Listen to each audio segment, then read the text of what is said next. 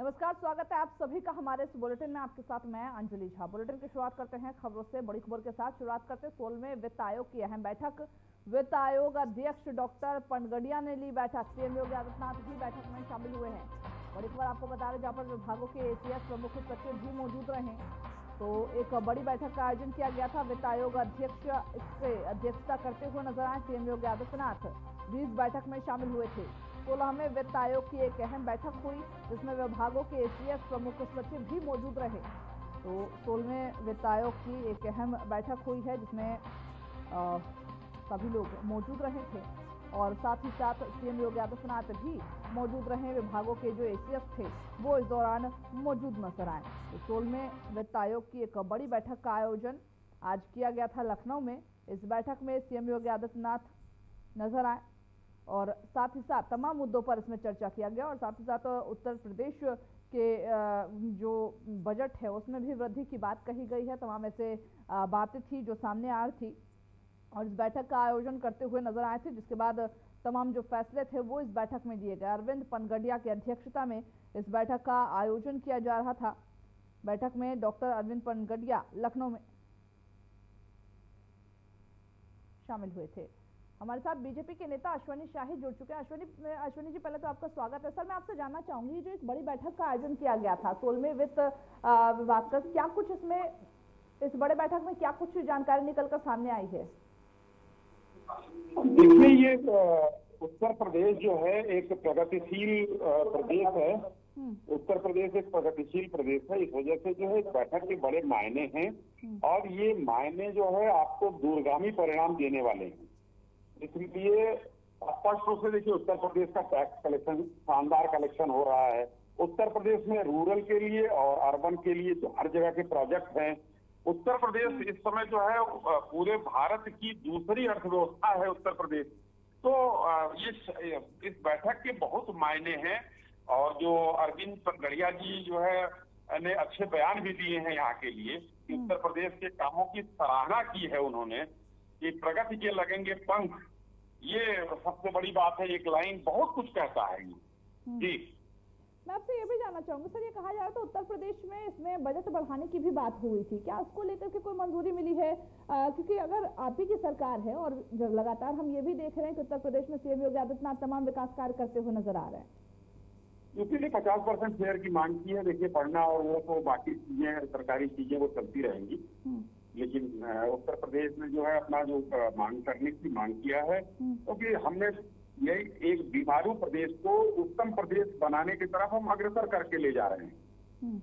इसलिए हमको जो है इस समय डबल इंजन की सरकार का फायदा है, उत्तर प्रदेश के माननीय मुख्यमंत्री जी की कर्मठता का फायदा है और सबसे बड़ी चीज है कि उत्तर प्रदेश की जनता ने भरोसा किया। यहाँ पर लॉ एंड ऑर्डर शानदार है। इस वजह से ये चीजें बढ़ रही हैं और जो उत्तर प्रदेश के 25 करोड़ निवासियों के लिए जो है सुखद चीज है। चलिए, बहुत शुक्रिया आपका हमारे साथ जुड़ने के लिए, ज्यादा जानकारी हम तक पहुंचाने के लिए। तो जैसा आपने सुना, हमारे साथ बीजेपी के नेता अश्वनी जुड़े हुए थे। उन्होंने कहा कि जो यूपी है उसमें विकास को लेकर के जितने भी 50% उसको 50% की मांग की गई, लगभग 3 लाख करोड़ की मांग की गई। हालांकि इस पर मुहर लगेगी और विकास, क्योंकि उत्तर प्रदेश की अगर बात करें तो उत्तर प्रदेश में यूपी में योगी आदित्यनाथ हैं और योगी आदित्यनाथ लगातार विकास के कार्य पे काम करते हुए नजर आ रहे हैं। तो बागपत से इस बीच बड़ी खबर की ओर रुख कर लेते हैं, जहां पर परवेज मुशर्रफ की जमीन नीलाम हुई है। पाक के पूर्व राष्ट्रपति के परिवार की जमीन बताई जा रही है। मुशर्रफ परिवार का जमीन से नाम मिटा है। 1.38 करोड़ में नीलाम हुई है। 13 बीघा जमीन बताया जा रहा है। बागपत के 2 व्यक्ति के नाम जमीन दर्ज हुई है। गाजियाबाद के एक व्यक्ति का नाम भी इस जमीन पर दर्ज किया बताया जा रहा है। तो बड़ी खबर आपको बता दें, जहां पर बागपत के 2 व्यक्ति के नाम जमीन के इस मामले में दर्ज होते हुए नजर आए हैं। बागपत से बड़ी खबर आपको बता दें, परवेज मुशर्रफ का नाम बताया जा रहा है। उसकी जमीन जो है वो मुशर्रफ परिवार का जमीन से नाम मिटा दिया।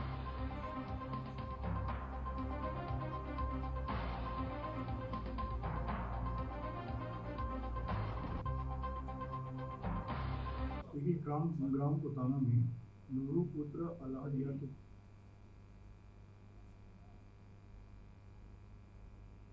जिसका भारत के शत्रु संपत्ति अभिरक्षक द्वारा नीलामी की गई। कुल 1,38,16,16,000 में नीलामी संपन्न हुई। 3 व्यक्तियों द्वारा सर्वाधिक बोली जाता रहे। भारत के कस्टोडियन ऑफ इनहेरिटेड प्रॉपर्टीज के द्वारा अभी निर्देश दिए गए, तो इन व्यक्तियों के पश्चिम बैनामा कराकर राजस्व अभिलेखों में उनका नाम दर्ज किया गया। देखिए, ग्राम संग्राम कोताना में नूरू पुत्र अलादिया के नाम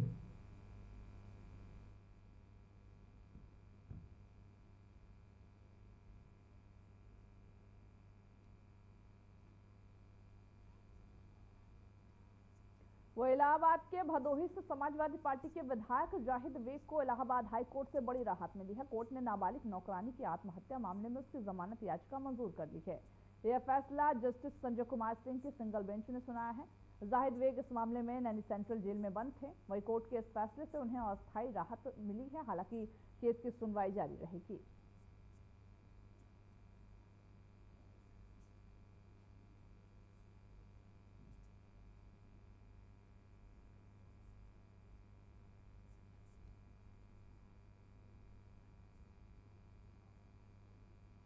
वही नोएडा में सेक्टर 126 नए थाने के भवन का उद्घाटन किया गया। पुलिस कमिश्नर लक्ष्मी सिंह ने इसका उद्घाटन किया है। 14 करोड़ रुपए की लागत से इसे बनाया गया बताया जा रहा है। वही साथ ही आपको बता दें कि इस सेक्टर 126 थाने का लक्ष्मी सिंह ने इसका शुभारंभ किया है। तो पुलिस कमिश्नर लक्ष्मी सिंह ने इस नए थाने का उद्घाटन किया। सेक्टर 126 में एक नया थाना स्थापित किया, एक नया थाना बनाया, जिससे लगभग जो बताया जा रहा है वो सेक्टर 126 थाने के निर्माण किया गया। और इसका जो उद्घाटन है वो खुद लक्ष्मी सिंह, जो कि पुलिस कमिश्नर हैं, उन्होंने किया है। तो 14 करोड़ की लागत से ये बताया जा रहा है कि इस थाने का निर्माण किया गया।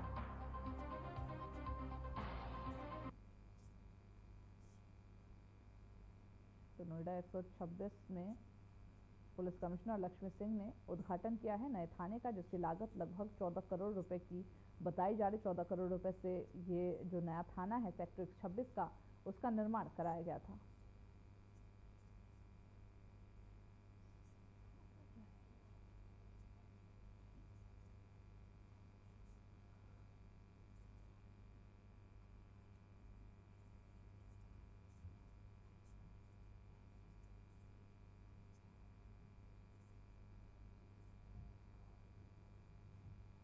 वही लखनऊ में ललितपुर जिला जेल में वीवीआईपी ट्रीटमेंट का मामला सामने आया है। पूर्व सांसद रिजवान जहीर को वीवीआईपी ट्रीटमेंट मिला है। अतिरिक्त head jail warder Virendra Shah इसमें निलंबित किए गए। राजेंद्र प्रसाद जेल वार्डर रजनीश यादव भी इसमें निलंबित किए गए हैं। उप कारापाल जय नारायण भारती पहले से ही निलंबित बताए जा रहे हैं। तो वही कारापाल जीवन सिंह भी इसमें विभागीय कार्रवाई जीवन सिंह पर होने की उम्मीद जताई जा रही है। अधीक्षक मुकेश कुमार पर भी विभागीय कार्रवाई की संस्तुति बताई जा रही है। डीआईजी जेल कानपुर रेंज ने मुख्यालय को इसको लेकर के रिपोर्ट दिया है। तो जेल में वीवीआईपी ट्रीटमेंट का हालांकि ये कोई नया मामला नहीं है। तमाम ऐसे मामले हैं जिसमें जेल में वीवीआईपी ट्रीटमेंट दिए जाते हैं, लेकिन अब कार्रवाई होते हुए नजर आ रही है। जेल में वीवीआईपी ट्रीटमेंट लखनऊ में ललितपुर जिला जेल में वीवीआईपी ट्रीटमेंट दिया गया पूर्व सांसद रिजवान जहीर को, जिसको लेकर के तमाम ऐसे अधिकारी है जेल वार्डर से लेकर के तमाम जो जेलर तक है उन सभी को निलंबित किया गया, जिनमें उप कारापाल भी शामिल है। तो ललितपुर जिला जेल में वीवीआईपी ट्रीटमेंट का मामला सामने आया, जिसमें डीआईजी जेल कानपुर रेंज ने मुख्यालय को इसको लेकर के रिपोर्ट दी है और तमाम अधिकारियों पर गाज गिरते हुए नजर आए हैं।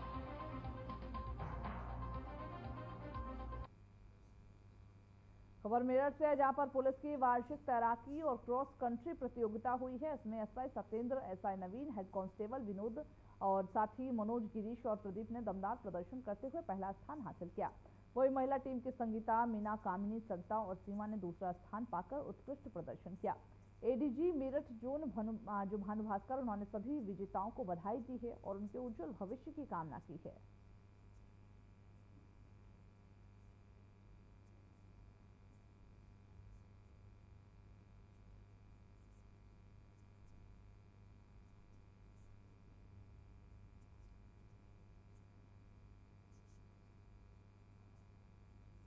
टेस्ला के सीईओ एलन मस्क के पिता एरोन मस्क ने बुधवार को, जहां बताया जा रहा है कि 4 जून 2025 को उत्तर प्रदेश के अयोध्या में श्री राम जन्मभूमि मंदिर में रामलला के दर्शन किए।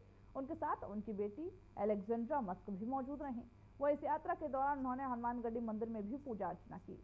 एलोन मस्क 1 जून को भारत पहुंचे थे और 6 जून तक 5 दिवसीय यात्रा पर रहेंगे और इस दौरान अयोध्या में रामलला के दर्शन करते हुए नजर आए। इस दौरान वे भारत की जो हरित प्रौद्योगिकी है और इलेक्ट्रिक वाहन को लेकर के जो तकनीक किए जा रहे इलेक्ट्रिक वाहन चार्जिंग इंफ्रास्ट्रक्चर को बढ़ावा देने के उद्देश्य से विभिन्न बैठकों में भी भाग ले रहे हैं। वे सर्वोटेका रिन्यूएबल पावर जो सिस्टम है सिस्टम लिमिटेड के वैश्विक सलाहकार बोर्ड के सदस्य भी हैं। ऐसे में अयोध्या में उनकी 3 दिवसीय यात्रा के लिए सुरक्षा व्यवस्था की गई है, जिसमें कि अत्याधुनिक ड्रोन रोधी और साथ ही तमाम ऐसी व्यवस्थाएं हैं। ड्रोन रोधी प्रणाली की बात करें, सीसीटीवी कैमरों से निगरानी की बात करें या फिर प्रशिक्षित सुरक्षा कर्मियों की तैनाती की बात करें, सभी ओर से व्यवस्थाएं चाक चौबंद की गई हैं।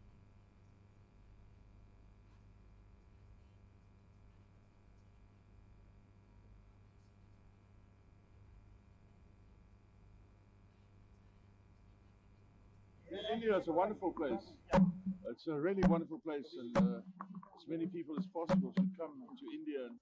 Well, we have a lot of Indians in my country, where I come from, so I know the Indian culture, and coming here just reinforced it. Very good culture, very kind people, full of love, decency, probably the nicest people you could ever.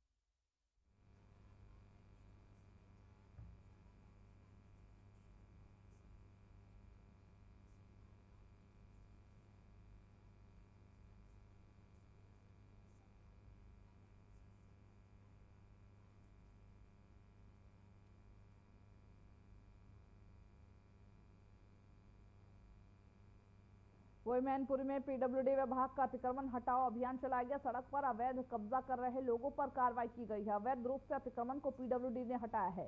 Station road पर चौड़ीकरण सौंदर्यीकरण का कार्य किया जा रहा है। शहर कोतवाली क्षेत्र के स्टेशन रोड का ये पूरा मामला बताया जा रहा है, जहाँ पर अवैध अतिक्रमण को हटाया गया है और जो अवैध अतिक्रमण कर रहे लोग थे उन पर भी कड़ी कार्रवाई की गई है। शहर कोतवाली क्षेत्र के स्टेशन रोड का मामला है, जिसको लेकर के स्टेशन को चौड़ीकरण और सौंदर्यीकरण का जो काम है वो लगातार जारी है। वही पीडब्ल्यूडी ने एक बड़ा जो फैसला वो लिया है और एक बड़ी कार्रवाई करते हुए नजर आए हैं। जो लोग अवैध अतिक्रमण कर रहे थे, रास्ते पर अपनी दुकानें लगा रहे थे, उन पर कार्रवाई की है।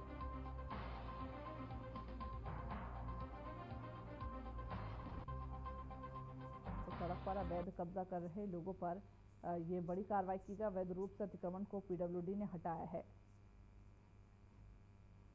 पीडब्ल्यूडी का जो अतिक्रमण हटाओ अभियान है वो लगातार जारी है। वही साथ ही साथ आपको ये भी बताते चलें कि लगातार ये देखा जा रहा है कि लोग जो है वो सड़क पर बीच में अपना दुकान या फिर तमाम ऐसे तरीके से वो अवैध अतिक्रमण करते हैं, जिसकी वजह से कहीं ना कहीं लोगों को काफ़ी परेशानियों का सामना करना पड़ता है।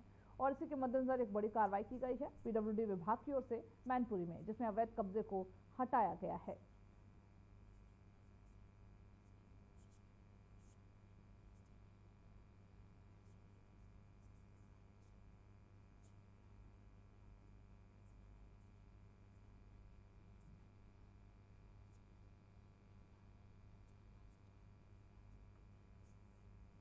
तो पीडब्ल्यूडी का अतिक्रमण हटाओ अभियान चलाया गया। मैनपुरी में तस्वीरें भी हम आपको दिखा रहे हैं। पीडब्ल्यूडी विभाग के जो अधिकारी है वो वहां पर नजर आ रहे हैं और साथ ही साथ वहां पर अतिक्रमण हटाओ का जो अभियान है वो चलाते हुए नजर आ रहे हैं। वही साथ ही साथ इस पर यह भी देखा जा रहा है इस तरीके की जो कार्रवाई है केवल मैनपुरी में ही नहीं, तमाम ऐसे जगहों पर की जा रही है जहां पर सड़कों तक लोग अपने जो दुकान है उसको बढ़ा लेते हैं, जिसकी वजह से अक्सर जाम की परिस्थिति बन जाती है।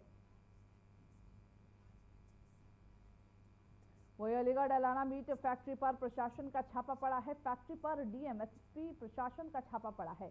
10 गाड़ियों के साथ डीएम एसएसपी ने छापेमारी कार्रवाई की है। रोरावर इलाके के एलाना मीट फैक्ट्री का यह पूरा मामला बताया जा रहा है। एक बड़ी कार्रवाई एलाना में देखी गई है। एलाना मीट फैक्ट्री पर यह कार्रवाई की गई है और प्रशासन का छापेमारी जो कार्रवाई है वो इस पर देखी गई है। 10 गाड़ियों के साथ एसएसपी यहां पर पहुंचे थे, डीएम यहां पर पहुंचे थे और ये कार्रवाई को अंजाम देते हुए नजर आए। रोरावर इलाके के एलाना मीट फैक्ट्री का है मामला। अलीगढ़ में एलाना मीट फैक्ट्री पर प्रशासन की छापेमारी कार्रवाई देखी गई। फैक्ट्री पर डीएम एसएसपी ने ये छापेमारी कार्रवाई की है। 10 गाड़ियों के साथ आए थे और इस पर छापेमारी कार्रवाई करती गई।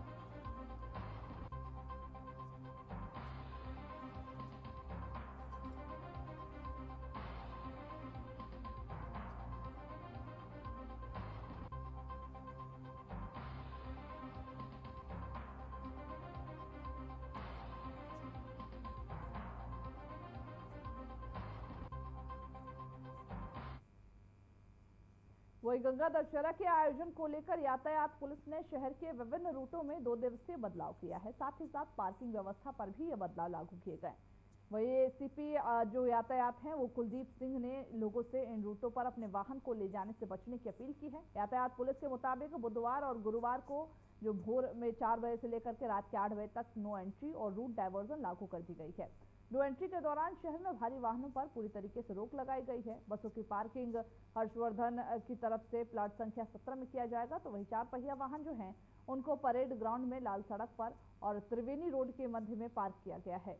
वही साथ ही तमाम ऐसे कार्यक्रम हैं जो बताए जा रहे प्रस्तावित है, उसी के मद्देनजर ये जो व्यवस्थाएं हैं वो दुरुस्त किया जा रहा है। और इन 2 दिनों क्योंकि भीड़ ज्यादा हो जाती है तो इसकी वजह से कहीं ना कहीं जो लोग आते हैं, जो श्रद्धालु आते हैं, उनको परेशानी का सामना करना ही पड़ता है और इसके साथ साथ लोगों को भी करना पड़ता है। इसी के मद्देनजर पार्किंग व्यवस्था जो की गई है वो उसको लेकर के कुछ एहतियात बरतने को कहा गया। वहीं साथ ही साथ वहाँ के जो निवासी है उनको भी इन रूटों से बचने के लिए कहा गया है।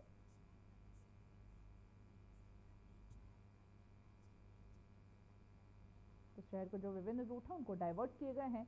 रूट डाइवर्ट करने के साथ साथ पार्किंग को लेकर के भी कुछ दिशा निर्देश दिए गए हैं ताकि जो लोग हैं वो आराम से आकर के गंगा दशहरा का आनंद उठा सके और इस दिन भक्ति के रस में डूबे हुए नजर आए और साथ ही साथ लोगों को कम से कम परेशानी हो, इसको लेकर के प्रशासन एक के बाद एक काम करते हुए नजर आ रहे। तो गंगा दशहरा है कल और ऐसे में तमाम ऐसे जो आयोजन है उसको तमाम तैयारियों को अपना आखिरी स्वरूप दिया जा रहा है। इसी के मद्देनजर चाहे वो बात करें यातायात को लेकर के, चाहे वो बात करें सुरक्षा व्यवस्थाओं को लेकर के। हालांकि अगर श्रद्धालुओं की बात करें तो गंगा दशहरा का एक अलग ही उत्साह देखा जाता है जब गंगा में डुबकी लगाने के लिए तमाम जो लोग हैं, जो श्रद्धालु है वो वहां पर पहुंचते हैं।